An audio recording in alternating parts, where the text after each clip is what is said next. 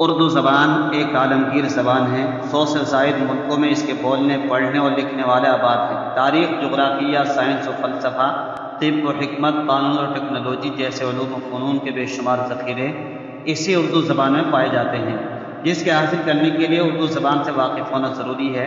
اگر آپ بھی ان تمام علوم و فنون کو سمجھنے کے لیے اردو زبان کو اردو گرامر کے ساتھ سیکھنا چاہتے ہیں تو ہمارے یوٹیوب چینل نوشاد ٹیچ کو سبسکرائب کریں اور سیکھیں اردو کو پڑھنے اور پڑھانے کا آسان انداز اور طریقہ تعلیم۔ پیارے بچوں، آئیے پھر ویڈیو شروع کرتے ہیں۔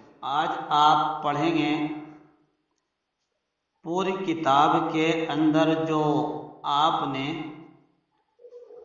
حروف کی شکلیں پڑھی ہیں ان سے بنے ہوئے مختلف شکلوں سے کچھ جملے۔ آج کے سبق کا عنوان ہے عمومی سبق۔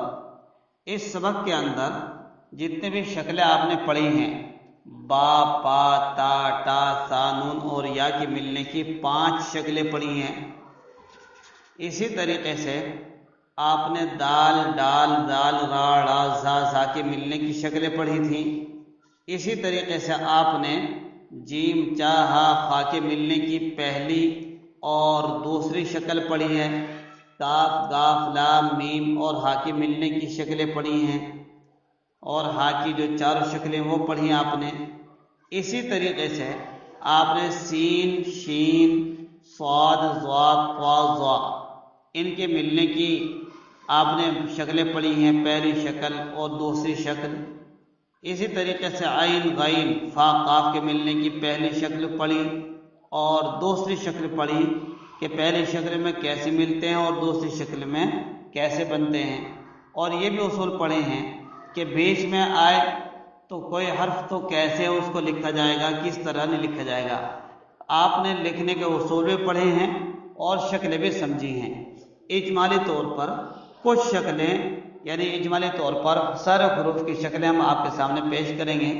اس سے پہلے ہم آپ کو ایک بات ریویژن کے طور پر بتلا دیں، اگرچہ آپ نے پہلی ویڈیو اگر دیکھی ہے تو اس میں ہم نے بہت ڈیٹیل کے ساتھ بتلایا تھا کہ الف سے لے کر یا تک جو اردو حروف کی تعداد ہے وہ تقریباً 36 حروف ہیں۔ ان 36 حروف کو پڑھنے اور لکھنے کے اعتبار سے ہم نے 2 خاندانوں میں بانٹا تھا۔ نمبر 1 بڑے خاندان کے حروف، نمبر 2 چھوٹے خاندان کے حروف۔ جو بڑے خاندان کے حروف تھے ان کی تعداد 11 بتلائی گئی تھی۔ وہ تھے الف، دال، ڈال، زال، را، ڑا، زا، زا یعنی 3 نقطہ والی زا، طا، ظا، واو۔ یہ 11 حروف۔ ان کے علاوہ باقی جو حروف تھے ان کو کہتے ہیں چھوٹے خاندان کے حروف۔ تو 2 قسم کے حروف تھے، بڑے خاندان کے حروف، چھوٹے خاندان کے حروف۔ ان کا اصول بتلایا تھا کہ بڑے خاندان کے حروف ہر جگہ پورے لکھے جاتے ہیں۔ ان میں سے الف، را، ڑا، زا، زا، دال، ڈال، زال، واو سے پہلے اگر چھوٹے خاندان کے حروف میں سے کوئی حرف آ جائے، ان سے الف، را، ڑا، زا، زا، دال، دال، ڈال، واو، اگر ان چھوٹے خاندان کے حروف ان میں سے کوئی حرف آ جائے پہلے، ان حرفوں سے تو اپنے پورے جسم کو باقی رکھتے ہوئے لکھے جاتے ہیں۔ یہ حروف ان کی خاصیت یہ ہے کہ یہ اپنے سے پہلے کسی حروف کو تو ملنے کی اجازت دے دیتے ہیں، لیکن بعد میں کوئی حرف آ جائے تو اس کو لات مار کر یہ آگے بھگا دیتے ہیں۔ تو یہ ایک اجمالی نقشہ میں نے آپ کے سامنے بتایا۔ اسی طریقے سے چھوٹے خاندان کے حروف کی مثال ہے۔ چھوٹے خاندان کے حروف کے اندر اتنی عاجزی ہے کہ جب یہ ملتے ہیں کسی سے تو اپنی شکل ذرا سی دکھا دیتے ہیں جس سے پہچان میں آ جائے کہ فلاں حرف ہے، باقی پورا حرف کٹ جاتا ہے، ختم ہو جاتا ہے۔ وہ ساری شکلیں آپ نے پچھلے تمام اسباق میں پڑھی ہیں۔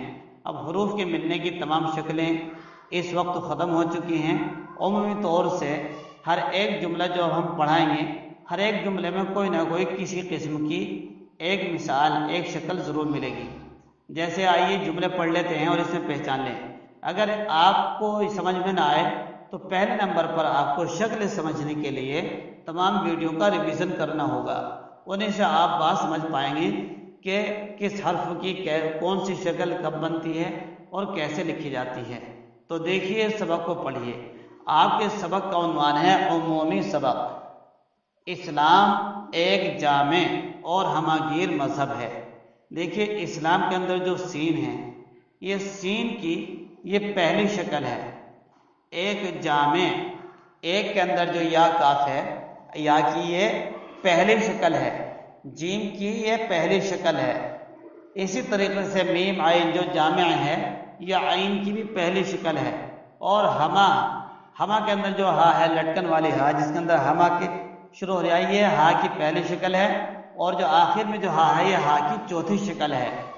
ہماگیر مذہب ہے جو زندگی کے ہر شعبے کی بابت اپنے اندر اصول اور ہدایات لیے ہوئے ہے۔